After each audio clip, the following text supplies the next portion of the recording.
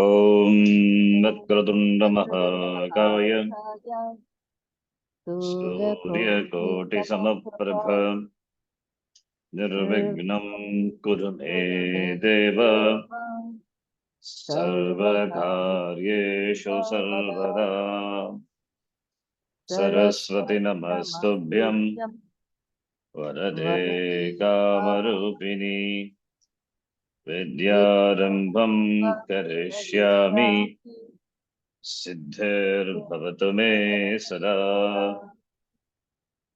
Gurur Brahma Gurur Vishnu Gurur Devo Maheshwara Guru Sakshat Param Brahma Tasmai Shri Gurave Namaha.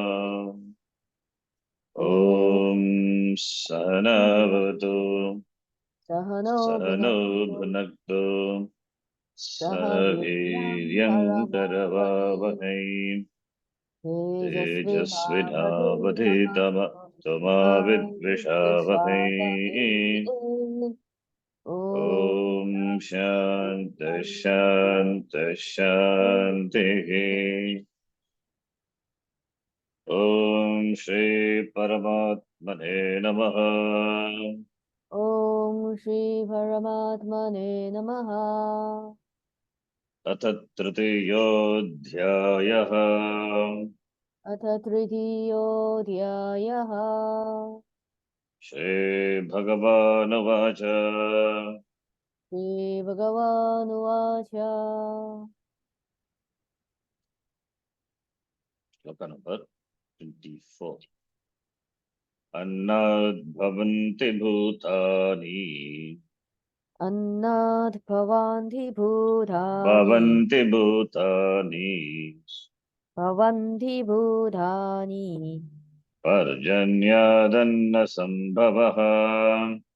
Parjanyadanna sambhavaha. Yajnad bhavati parjanyaha. Yajnad bhavati parjanyaha. Yajnakarma samudbhavaha. Yajnakarma samudbhavaha. Karma brahmodbhavam viddhi.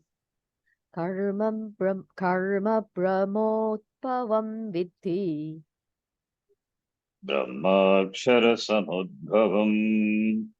Brahmakshara samudbhavam. Tasmat sarvagatam brahma. Tasmat sarvagatam brahma. Nityam yajne pratishtitam. Nityam yajne pratishtitam.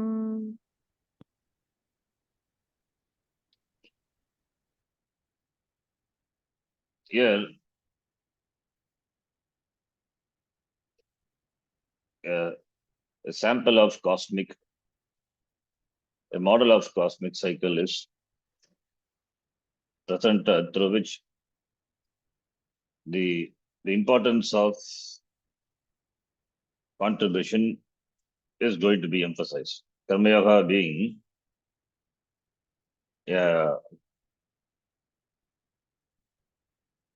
being contributing, Karma Yogi being a contributor. Therefore, the importance of being a contributor, importance of contribution is going to be presented. That is, it's another way of explaining the significance, the importance of Karma Yoga. There is a cycle, chakram. In the Prakriti, in the Srishti, there is a cycle. The cycle which, when never interrupted, it will go on. As long as it is not interrupted, interruption that too possible only by human beings because he alone is endowed with free will. Therefore, he can use the free will or abuse the free will. Therefore, the threat is only from the human beings, not from any other beings, because all the other beings, other than human beings, they follow the order. They never violate the Lakshman Rekha, the order. Human beings only are endowed with free will, therefore they can only transgress the order, violate the order. Appropriate application of free will and growth, as well as misappropriating the choice and creating disturbance in the order, both are given. Both possibilities are given for human beings. Therefore, emphasizing this significance of Karma Yoga through presenting the cycle, the cosmic cycle. So presenting the cosmic cycle is what is done here by Bhagavan Krishna here. So, Bhutani Bhavanti, beings are born from Annam. Annam, from Annam, how can beings come?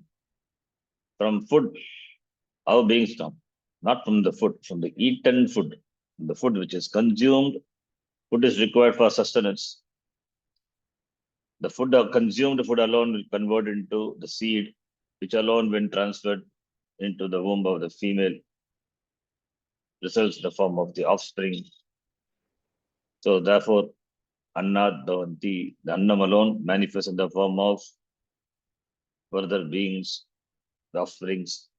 Therefore, Annat Bhavanti Bhutani, food, Annam. Annam means food, what is consumed. Adyate iti Annam.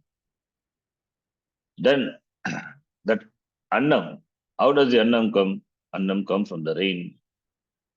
No rain, no beings. No beings can sustain. Without rain, beings cannot survive. So therefore, rain is important. And rain comes from yajna. Rain comes from the yajna. Rituals, prayers, and dharma. Dharma is following the order, yajna. Karma, that is the yajna is the rituals, prayers, or karma yoga, or the that yajna already we have seen what is yajna is. So it can be taken literally as the Vedic karma, rituals, or prayers, or yajna, maybe we can take it as karma in keeping with dharma. And that yajna is born of karma. So that's why here, better to take rituals, because yajna is born of karma, we say. So yajnat bhavati parjanyaha. The karma here it is said. Therefore, the word yajna here can be taken as rituals or prayers, because the knowledge of those only comes from the yajna is born of the knowledge of the yajna is born of the Veda.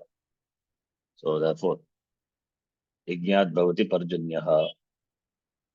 Can we take that meaning, yajna meaning rituals? Here that meaning is also not taken. Here we take the meaning of yajna meaning punya. Fine. We have to narrow down the meaning of the yajna. What yajna means in a given context. Yajna meaning Vedika rituals, prayers, etc. Those are yajna. Yajna meaning Ishvara also. That meaning also taken. And here yajnat bhavati parajanyaha. The cause of rain is yajna. The cause of rain is yajna. Therefore yajna means punya. Adishta palam ityartaha. That is the meaning taken. Yajna meaning. Then why I said all the meaning? There is narrowing down the meaning. Yajna meaning Vedika karma rituals. Yajna meaning prayers. Yajna meaning the karma which is in keeping with the dharma. All the in keeping with the order. That is dharma. That is also yajna. Then yajna meaning Ishvara, Vishnu, ityartaha. Then finally yajna means punyam. So yajnat bhavati parjanyaha means from the punya comes the adishtapalam, that is punya. That is parjanyaha. That is the meaning we take. How do we take all these meanings?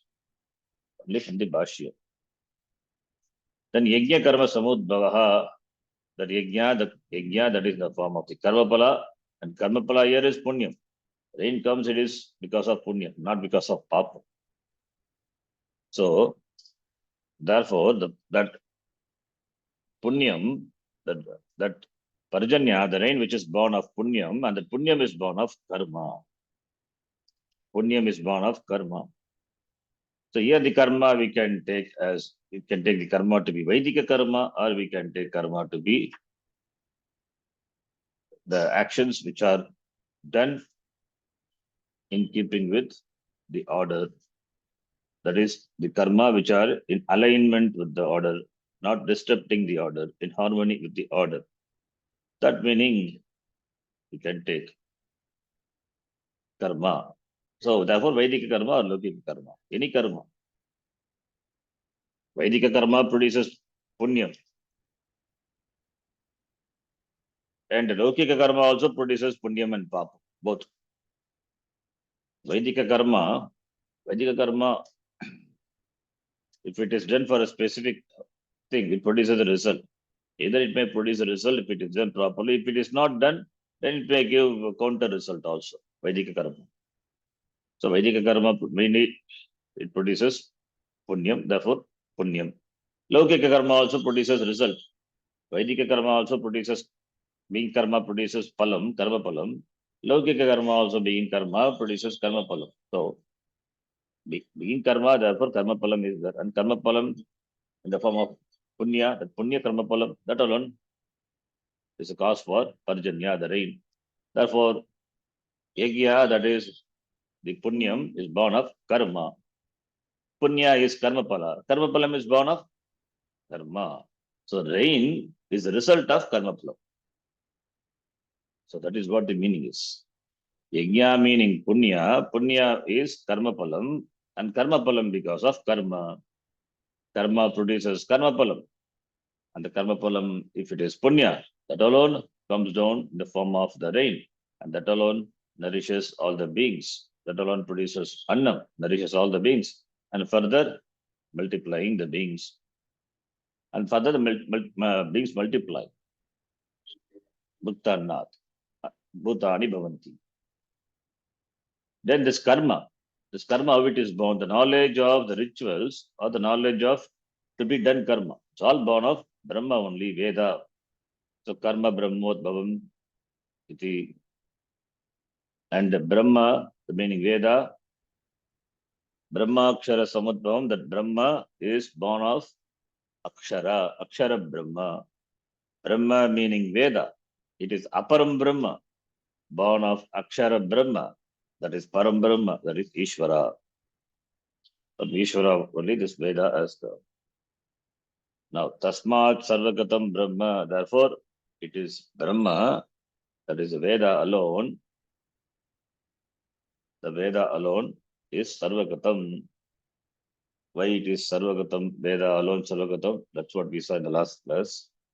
That Brahma, that is the Veda, which is a source of the knowledge of all the karma, Purushartha, Purusharthas, Dharma, Artha, Kama, Moksha, Purushartha. Therefore, everything is based on Shastram only, Veda only. Therefore, Veda is all pervasive. And that Veda is Nityam Yajne Pratishtitam. It abides in Yajna iti. So that is what we have seen. You can check the meaning of the word Yajna in the shloka. Yajna in the previous shloka, the Yajna meaning Punyam, Adrishta Palam, Adrishta. The unseen result, Adrishta is what is meant by Yajna here. That's the meaning we have to take. Then only it will fit. This is not only from the Bhashyam. Now from here we have to read. Knowledge. The source of knowledge is Veda. This knowledge is not created. The knowledge is there. It is uncovered. Uncovered by the Rishis. Uncovered to the Rishis by Ishvara. Ishvara only reveals.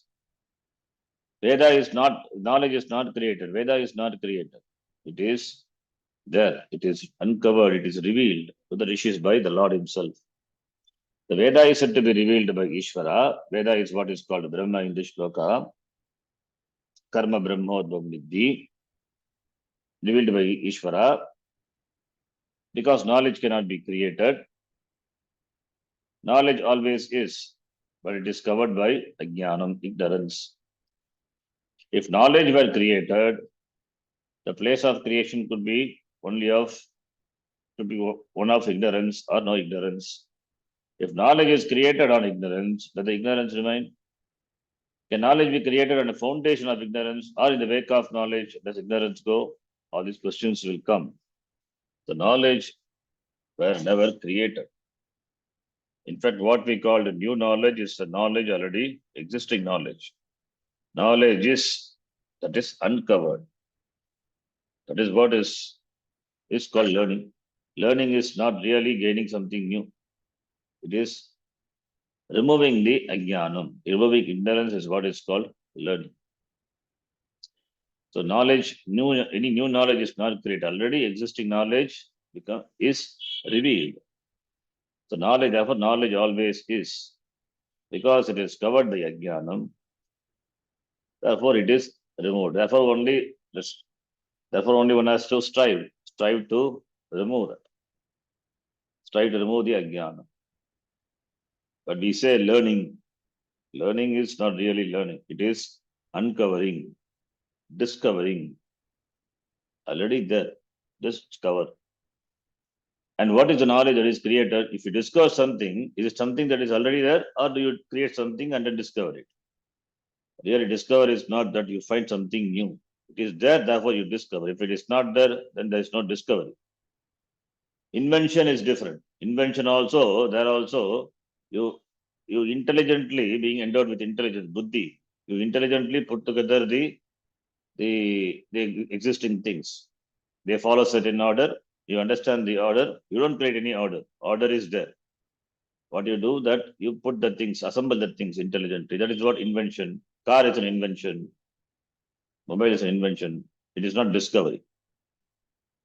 The order is discovered. The laws are discovered. The laws are not created. So really, therefore, speaking, we don't create anything. We cannot create even an ounce of a thing. Because to create something, you must know it already. Then only you can create. Therefore, you don't create anything. You don't create knowledge. Knowledge already there. Because it is a knowledge of a fact. There is a certain reality, a fact, and the knowledge of it is as true as the reality, as true as the particular fact. Therefore, knowledge is nothing but the realization of the facts. It's already there. Therefore, discovery of the facts. That's what is called discovery. Discovery of knowledge. Knowledge is not created, it is discovered. Covering was there, that is removed. That's why discover. Avarana, that veiling, that is removed. This means the knowledge is always of what is possible, and so on. What is possible alone is there in the form of a knowledge. Everything is, therefore, is only what is. The future also what is. The future as a possibility is. This what is what we call knowledge. For Ishvara, all knowledge is always there. Ishvara, for Lord, he doesn't have antakaranam like us. Not the knowledge takes place one after the other. We have ignorance, therefore, every ignorance is scrapped off by knowledge. Therefore, knowledge takes place. Ignorance is removed. But for Ishvara, it is not like that. All knowledge is all the time it is there. So for Ishvara, he doesn't have to remember a thing because everything is available as it is, simultaneously available. That's what all knowledge is. Ishvara, that's why it's called omniscient, all knowledge. Jiva can never be all omniscient with regard to the particular knowledges. Ishvara is all knowledge with regard to the truth, with regard to the particular knowledge also. That's why Sarvagya has Sarva with. Therefore, all knowledge is always there for Ishvara. In fact, all knowledge, what is meant by Ishvara? The Lord omniscience. All the knowledge, all the time. Time is only a word here, but that time is also knowledge available. If all knowledge is there, then Ishvara is a conscious or unconscious being. Where can the knowledge be? Jnanavan. Jnanam should be in Jnanavan. It must be conscious being. It can't be an unconscious being. How can unconscious being, Jada, can be all knowledge? If Jada is all knowledge, then the Jagat is Jada. The Jagat, we have Jagat, Achetana Vastu. How can they be not non-knowledge, not all knowledge? Therefore, it cannot be an unconscious being. It cannot be a inanimate being. A being which is always conscious. An unconscious being is not a being at all. Therefore, that Ishvara, whose being is consciousness, Swarupa is consciousness, he has omniscience. And this omniscience, Sarvajnatvam, exists ultimately in the consciousness. The Jiva individual who is related to Ishvara is also a conscious being, but is not all, but is conscious. His knowledge is limited because of the limited upadhi, antakaranam. Ishvara has got maya upadhi, therefore his omniscience. His omniscience, sarvajnaha, sarvavit. Jiva is not, Jiva antakaranam is parichinna, it is limited. And what is the nature of that conscious being? The individual is conscious an adjective to being, or is being consciousness? Is there a being other than consciousness? If so, what is that being? How do you recognize it? There cannot be being other than consciousness. Consciousness is being. Why am I not all knowing? Why I am not sarvajnaha? This being is consciousness. Consciousness is being. Being is sat. Sat is chit. And chit is sat. Sadeva chit. Chideva sat. Therefore, all knowledge exists in the conscious being. In the being, that is consciousness. It should be consciousness. Chaitanya Swarupam. This being the case, why I don't have it? Because of Ajnanam. Ishvara doesn't have Ajnanam, therefore he has it. Because of Ajnanam alone, I don't have it, Jiva doesn't have it. Ignorance covers the knowledge. Ignorance, knowledge, which takes place in the buddhi, antakaranam, it is limited. Therefore, Ajnanam can cover. Whereas Ishvara cannot be covered by Maya. Maya is the vibhuti of Ishvara. Maya is under the control of Ishvara. Therefore, Maya cannot cover Ishvara, whereas Ajnanam can cover Jiva. Therefore, ignorance covers the knowledge. And thus, whenever any knowledge is gathered, it is simply a matter of scrapping of ignorance. Only we scrap up a little of our ignorance because knowledge is also, it is unlimited. Only we scrap a little ignorance, scrapping of ignorance. We are just so many scrappers, scrapping through all the time. Every time we scrap through, like in Sanskritam, every time we discover new things, scrapping through, little. Scrapping of ignorance is what we call getting knowledge. And with reference to knowledge of the empirical world, we don't scrap very well. One scrap well only with reference to Atma. Therefore only Jiva is Sarvajna, that all knowledge is possible for Sarvajnatvam, not for Sarvavetratvam. Sarvavetratvam is specific knowledge, particular knowledge. The Ishvara only has got Sarvavetratvam. All knowledge that is possible with reference to Atma.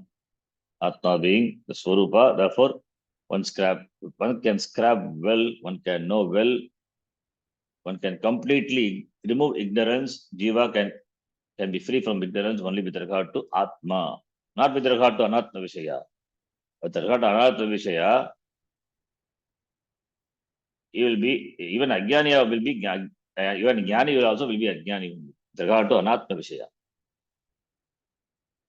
A Jnani need not know computer. Jnani need not know French. So therefore, with regard to French knowledge, with regard to computer knowledge, you may be ignorant. But with regard to Atma, is Sarvajnaha. So everything else remains either unscrapped or little scrap. It is as though you see some spots on something and then scrapping away them, you gain a scrap of knowledge. A thesis may be written on one of these spots for which the person receives a PhD degree. PhD degree is nothing but a scrapping of the person who has scrapped a little more. That's called PhD. Even the person who has done PhD, he knows better the area of ignorance, which is he discovers after PhD. There are more areas about which he doesn't know. So the ignorance continues, apara vidya. Then afterwards, someone else comes along and again covers up what was scrapped off by proving that the previous person did not really scrap at all. With this, this person also get another PhD, a PhD, gets a PhD. The scrapping process can continue only because there is no bottom line, no last result in any empirical field. Only in the self is a total scrapping possible. All knowledge is possible only with regard to Atma because you are talking about the whole that has no parts. Atma doesn't have avayava. It is whole. That which is avayava, the knowledge of which is impossible for a jiva to gain. Impossible because avayavas are made of other avayavas, subparts. For subparts will have many parts, minutest parts. So it goes on and on. Therefore, knowledge of which is impossible. Whereas, with regard to the knowledge of the whole, that is Atma, which has no parts, the total scrapping is possible. Knowledge, complete knowledge is possible. Any part always has further parts, subparts, which have further parts, subparts, and ad infinitum. That means we can go on and on and on. It is up to the nanometer, picometer, we can go on. This is the nature of the empirical reality, whereas Atma is a partless whole. Thus, a total scrapping is possible with reference to oneself, Atma. All this, of course, is, by the way, given the focus of our present discussion. It's all beautiful explanation. The conscious being has all knowledge, and this knowledge is covered by ajnanam. Jiva being a conscious, therefore, yes, all knowledge with regard to Atma, but it is covered by ajnanam, therefore, ajnani.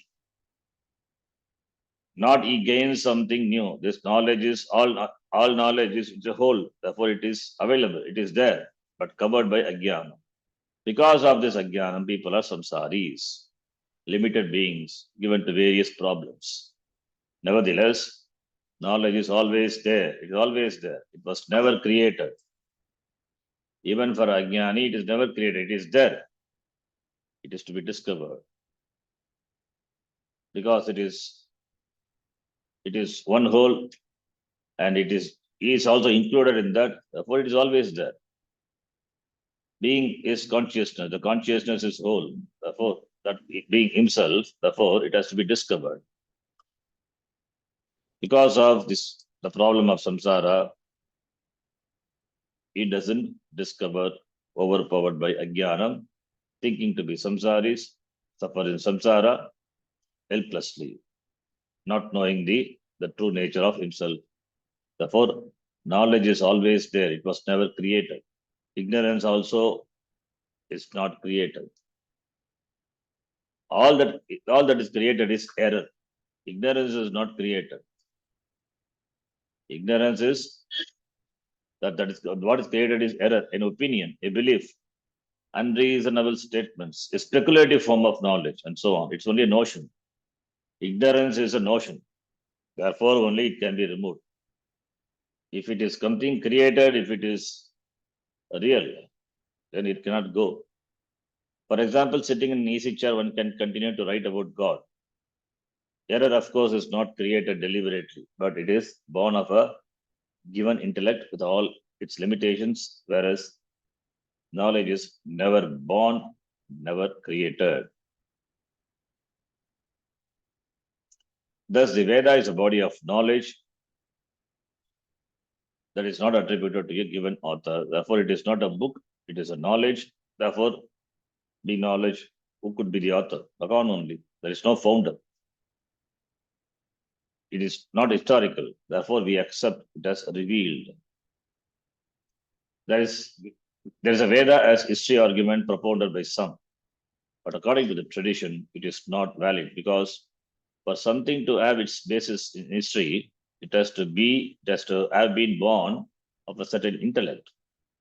And whatever is born of a given intellect has all the limitations of that intellect. If Vedas are born also born of a given intellect, born of a person, then Veda cannot be the all knowledge. Veda cannot be the body, cannot be called the body of knowledge because it is born of a given intellect. Therefore, it is born of a Purusha, the intellect. Therefore, it is subject to limitations. Born of a given intellect, therefore, it is subject to all limitations. Limitations applicable to a given intellect. So, therefore, knowledge is not born of a given intellect. It is something that is uncovered and handed over. All we can say is that Veda is a body of knowledge that is revealed by the Lord to the rishis. And this means for one to gain that knowledge and as a pramana, it works. Its very words are the pramana, shabda pramana, the pramana, shabda pramanam. That's why it's called apaurisheya pramanam. Why Veda is called apaurisheya? It is not born of a given intellect. All the apara vidyas are paurisheya, but Shastram is apaurisheyam, not born of a given intellect. If it is born of a given intellect, it has limitations. It is subject to limitations. It is not subject to limitation, and Veda is not created, therefore not born of a given intellect, therefore apurusheya, therefore only available with the Lord. From the Lord, it was Lord revealed that to the rishis. From the rishis, it comes down in the parampara. Therefore, the pramanam is not available for the individual to operate as the other pramanam. The pramanam is available outside, not like pratyakshadi, anumana, etc. Not like that. Therefore, only Guru Upasadanam, Shastra Patanam. And a pramana can produce two types of knowledge: indirect knowledge or immediate knowledge. Indirect or immediate knowledge, that is paroksha jnanam, and direct or immediate knowledge, aproksha jnanam. Paroksha and aproksha. Two types of jnanam a pramana can produce. A pramana in general, not Shastra, a pramana in general can produce, depending on the subject matter to be known. A pramana can produce direct knowledge or indirect knowledge. If the pramana talks about a heaven, the knowledge is purely indirect knowledge. It is subject to verification. It is not direct knowledge. It is indirect. When you have faith, Shraddha in the Shastra, in the Shraddha in the pramana, the knowledge is indirect. Otherwise, you simply accept what is said, which is only a belief, not knowledge. Therefore, belief is based not on the Veda, not on the pramana. So what you call a belief, it doesn't have any basis. It doesn't have any basis in pramana. Whereas knowledge, whereas the Shraddha in the Veda, it has a basis on pramana. So therefore, there's a difference between belief and Shraddha. That's why Shastre Pramanya Buddhihi Shraddha. So belief is different, Shraddha is different. Belief, you can believe even it could be an belief which is not proved. Whereas Shraddha is subject to validation. A belief could be with regard to that which is not possible to validate. Whereas Shraddha is it's subject to validation. It can be proved. So therefore, with regard to pramanam only we say Shraddha, not with regard to the belief. The belief is not subject to verification. It is belief because it is a belief. Doesn't based on it doesn't it doesn't have its basis on knowledge revealed by the pramana. Whereas Shraddha has its basis in pramanam, the basis in knowledge which is revealed by a pramana. So therefore, Swargalokaha asti. It is a belief or a pramanam. It is a belief or a Shraddha. It is not a belief, it is Shraddha. Because Shastram reveals, Shastram being a pramanam, being revealed by the Shastram, therefore it is Shraddha, not a belief. That same thing can be extended to the Veda Anta also. The whole Veda is a pramanam, Veda Purva and Veda Anta. So therefore only pramanam. You don't believe your eyes. What eyes reveal is knowledge. You don't believe your ears. You don't believe any of the pratyakshadi, the knowledge revealed by the pratyakshadi pramanam. It is knowledge. Similarly, Veda is a knowledge, body of knowledge. And therefore, it is not a belief, it is Shraddha. Shraddha is based on knowledge. Only thing is the knowledge is pending understanding. It is pending understanding. The understanding is pending. We don't dismiss, but understanding is pending. Proving the pramana if it works. If it works, it works. We will see. We'll continue this in the next class. This part of the explanation is very beautiful here. Scrapping. Why Ishvara is Sarvagyaha and Sarva with and how Jiva cannot be Sarva with Sarvagyatvam is possible with regard to Atma. What is said in Mundaka Upanishad? The same thing. Here it is. Swamiji has explained it nicely here. We'll stop here. We will read from this the next class.